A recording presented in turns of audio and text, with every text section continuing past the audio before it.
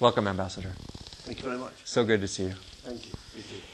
Let's start off by you telling us a little bit about your background and how you came to be in Nepal. Well, I'm a professional diplomat with the British Foreign Service. I've been in it for about 30 years, and this is actually my third ambassador's job. I was ambassador in Congo in Africa and in Kosovo in Eastern Europe, which at the time was the newest country in the world. And this South Asia is new to me, although I did do quite a lot in Southeast Asia before. I was Deputy Ambassador in Indonesia, and I also did some time earlier in Thailand. So Asia, certainly I've spent some time in, but South Asia, this is my first posting, but I've now been here a year, so I'm starting to get the hang of it.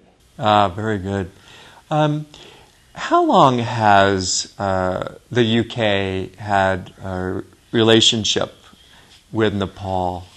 Well, it's actually nearly 200 years, and we are going to be celebrating that rather important milestone we more or less started the celebration season with an event at the Nepalese Embassy in London on the 6th of January this year, but the actual anniversary of our bilateral relationship is quite precise.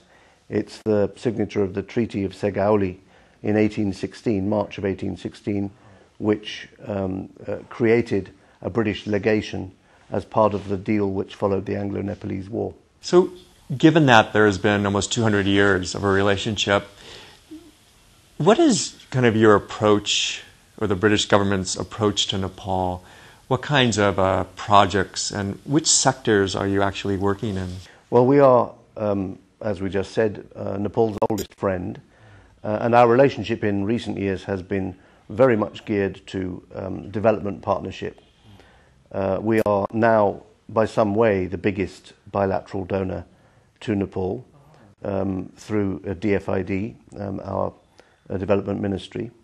And the minister responsible for Nepal in DFID, Mr. Alan Duncan, has already visited Nepal 5 times, twice even in my year here. So there's a great deal of interest. In terms of sectors, DFID was very focused on the Millennium Development Goals, prime poverty reduction for quite a few years, but a lot of success has already been achieved in that area. DFID is still providing about £30 million a year of sector support to the health sector, working closely with the government.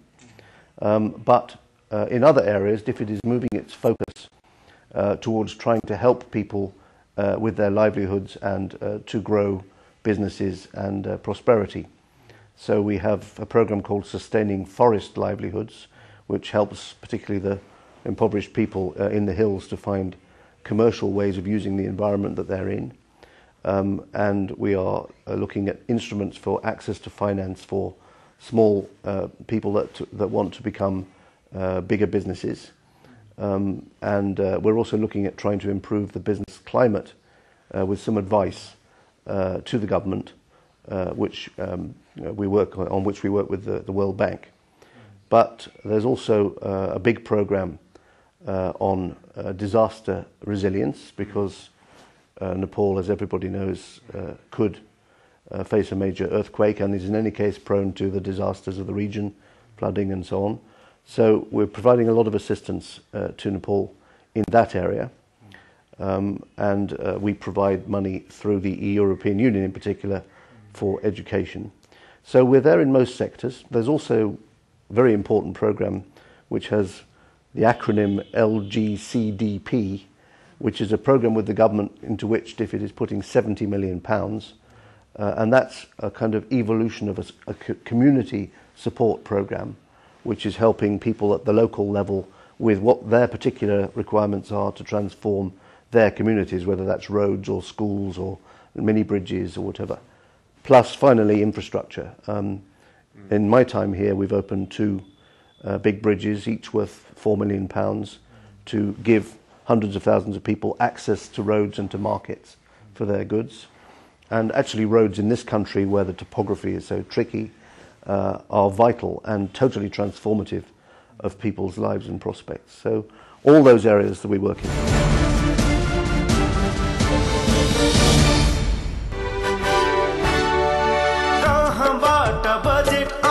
कहाँ खर्च हुन्छ, सबै कुरा जनताले थाहा पाउनु पर्छ। मेरो देश मेरो सरकार के गर्दैछ भन्ने अधिकार हो यो मेरो, सबै थाहा पाउने, सबै थाहा पाउने। गाउँ अब सबै मिली सुशासनको गीत, यही गीतले हुन्छ सबै जनताको हित, यही गीतले हुन्छ सबै जनताको हित, जनताको हित। बाहिर पुरा मान्छेलाई हामीले के थाहा कति बजेट आउँछ, क्या छ, कति निकास गर्छन्, ल्याउन आउने गाउँ काम गरे यति भाव बढ्यो भने दिने भए हामी त्यो थाहा छैन, कति आउँछ कति आउन्न त्यो थाहा नै सर। हामी अभिभावक पनि अथवा गाउँमा बस्ने व्यक्तिहरू पनि हामी पनि एक त कमजोर छौँ, किनभने बोलाएको दिनमा सही बोलाएको दिनमा मान्छेले डाको लगाएको दिन हामी जाने, हाम्रो घरमै जाने काम पनि हुँदैन सर। अब केही 1-2-4 जना गएका हुन्छन्, 2-4 जनाले 2-4 कुराहरू बुझ्छन्, बुझे पनि अब यस्तो गर्नुपर्छ यस्तो गर्नुपर्छ भन्ने हुँदैन, त्यहाँ भागभण्डा भन्ने हुन्छ सर। आफ क्वेसन नि यस्तो किन भयो, हामीले पनि अवसर हेर्नु पर्यो, भुल्नु पनि पाउनु पर्यो त, हामीले बोल्न नपाइने बोल्नु पर्यो त। हामीले गाउँका न थक्कै हामी हो भन्ने उति महिला पनि तिमी कुरा नआएर पछि हरा भन्ने पनि धेरै छन् त पनि। हामी जबरजस्ती ढिली गरेर अहिले कुरो बुझ्नु जानुपर्ने भयो। सबैको सरकार सबैको विकास सरकारले दिएको, कसैको घरबाट व्यक्तिगतबाट दिएका छैनन्, कसले त गरिब जनतालाई टिन मानेर विकास दिएका छैनन्, ऊ दिने सरकारले दिएछ, उसो बुझ्न खबरले जानुपर्ने भयो सर। बोल्नलाई चाल्नलाई लुक्नु किन पर्यो, लुक्ने मान्छेलाई धेरै हेर्छन् कि।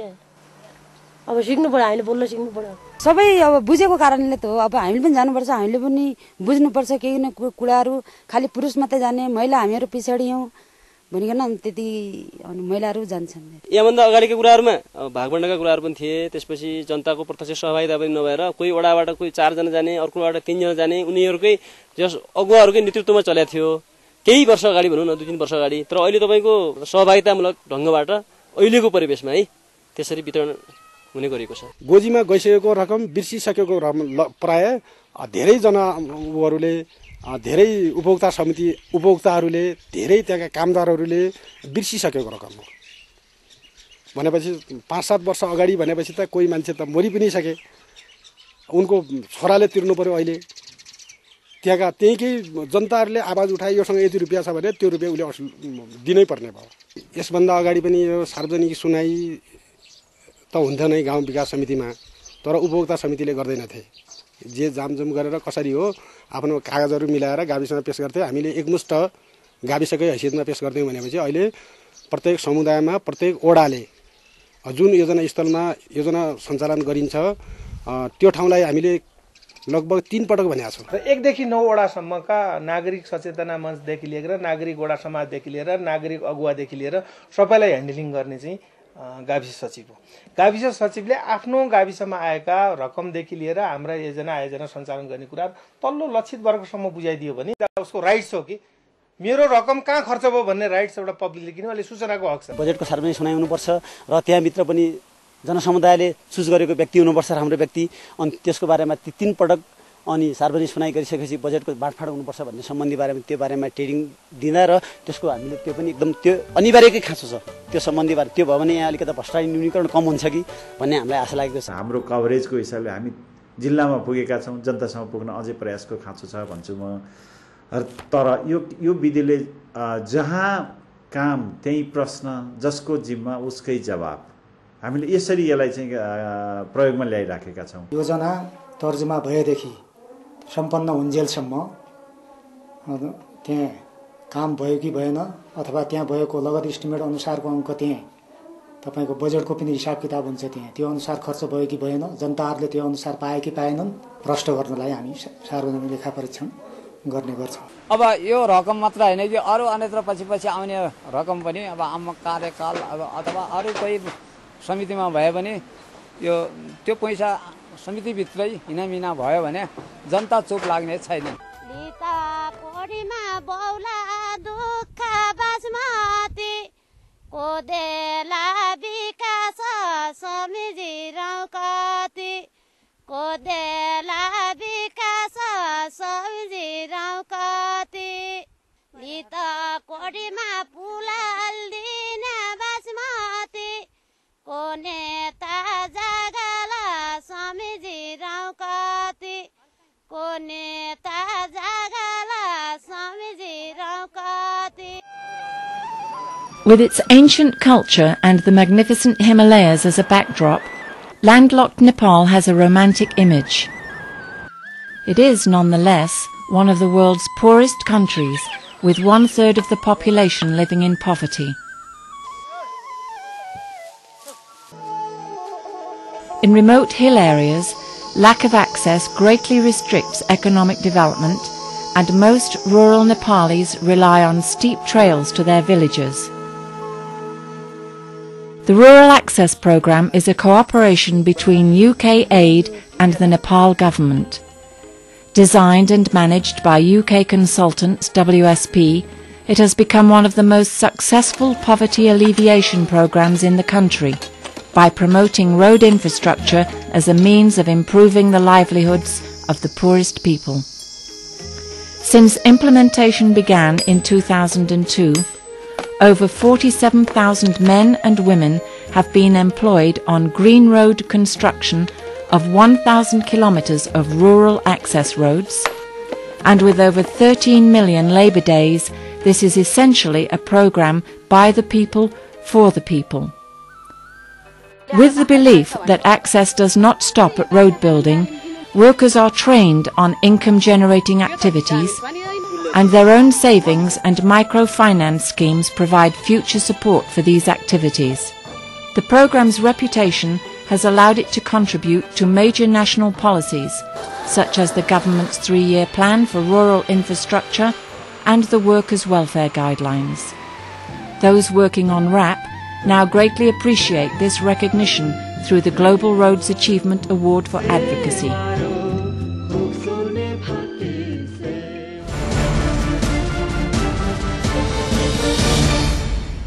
One of the programs in Nepal, as well as other parts of the world, is VSO, which was started, of course, in the UK. And I'm a VSO volunteer. What I've found is that, the people-to-people connection really makes a difference.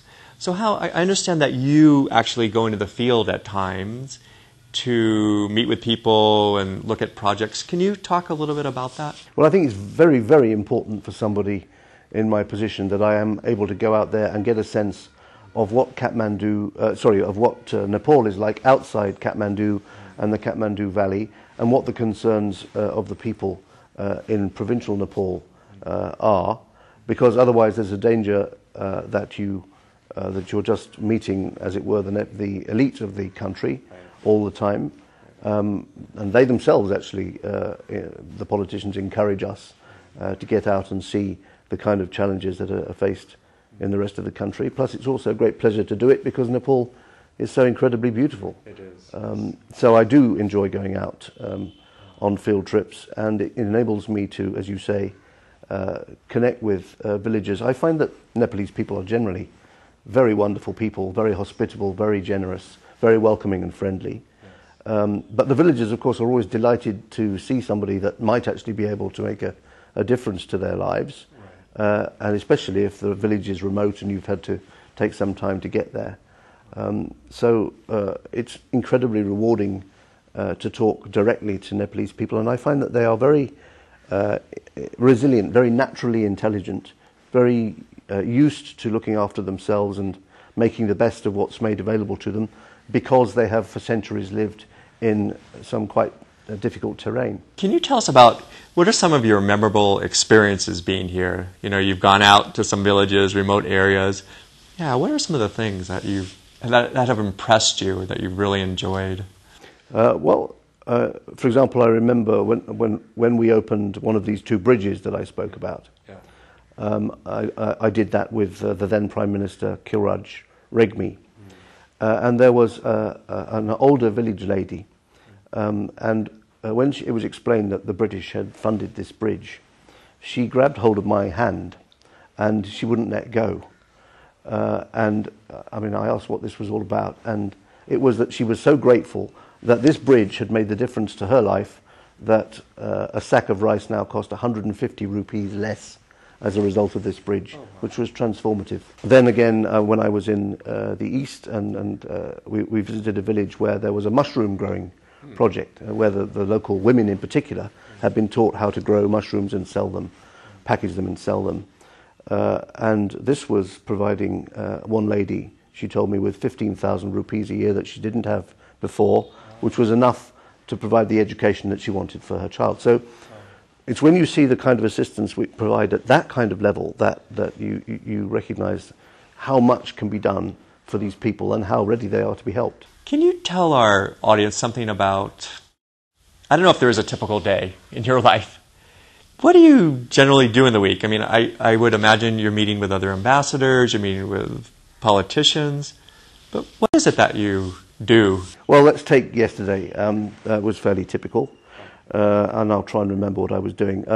I started off by starting to draft something complicated for London about the results of a pay review that we've done for our staff, in order to obviously do what I can for getting the necessary resources for that.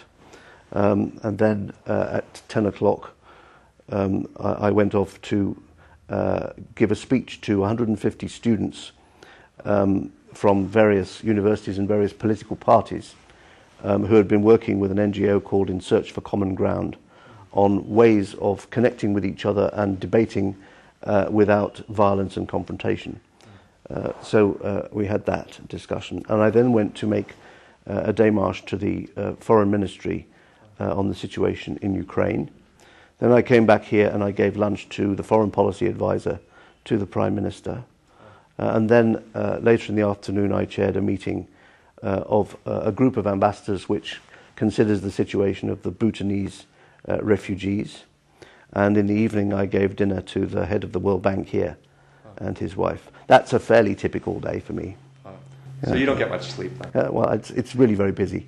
Our relationship with Nepal is very old, as we said, but it's also multifaceted. Yes. After all, we also recruit the Gurkhas, as we've been doing for 200 years, into the British Army, and we have a big operation for doing that.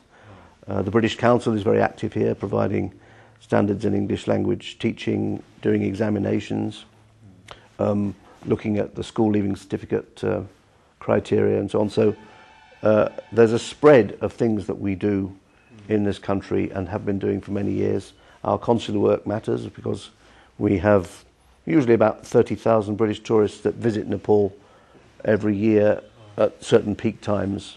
It could be as many as 5,000 or 6,000 British people in the country at any one time. So periodically they have little problems, so we have to help them. So, you know, it's a big, broad relationship. I'm also trying to, now that Nepal is more at peace politically, trying to encourage our businessmen to take another look at the Nepalese market, see what opportunities there might be for win-win cooperation. You mentioned that you've had 30 years experience kind of working abroad. You know, recently, and I don't want to get too much into politics, but recently there has been this whole thing with, you know, Ukraine, Russia, my country, the U.S. I mean, how do countries develop good relationships and then maintain those? I mean, again, based on your experience, you know, there's a lot of wars happening throughout the world. You know, there's a lot of suffering. How do we kind of come together, you know, just so that everyone can have a more dignified life with human rights? Yeah. Well, I mean, the answer to that question is that is supposed to be what the United Nations system is all about. That we are all supposed to respect, and we all sign up to universal principles of territorial integrity and sovereignty, as you say, human rights, universal values, and the way that we behave to each other as countries is supposed to be governed by those frameworks and effectively by international law as defined ultimately from the UN Charter. Obviously, it's easy to maintain good relations as we have here between the UK and Nepal. we go back a very long way. There hasn't been a major clash of interests. On the contrary, we complement each other in terms of our partnership. But not all situations are like that. And of course, whenever you have neighbouring countries, necessarily tensions can arise over border issues and trade and so on. And these things just need to be resolved through dialogue and contact, and nobody getting any surprises. The worst things that happen in international relations are when there's a nasty surprise for one country or another, and then they overreact. So communication, even where there are relations are tense or there are misunderstandings, as for example sometimes between India and Pakistan over Kashmir. I mean, there needs to be contact so that there aren't surprises. And finally, what message would you want to leave our viewing audience? Well, I mean, just to say how much I love being in Nepal. As I was saying earlier, I really enjoy Nepalese people. They are very rewarding to work with and for. I'm not surprised that the British people have such a love for Nepalese. And that, of course, goes to the very brave things that the Gurkhas have done for us over many years. That's at the centre of it. There's also this romance that the Brits have had with Everest and the Sherpas. But, I mean, generally, anybody who comes to Nepal seems to have a good experience. It's a very welcoming country. I think it has a great future. And the very last thing I would say is many congratulations to the Nepalese cricket team on their fantastic performance in the T20. Yeah, amazing. Great. Thank you so much. Thank you.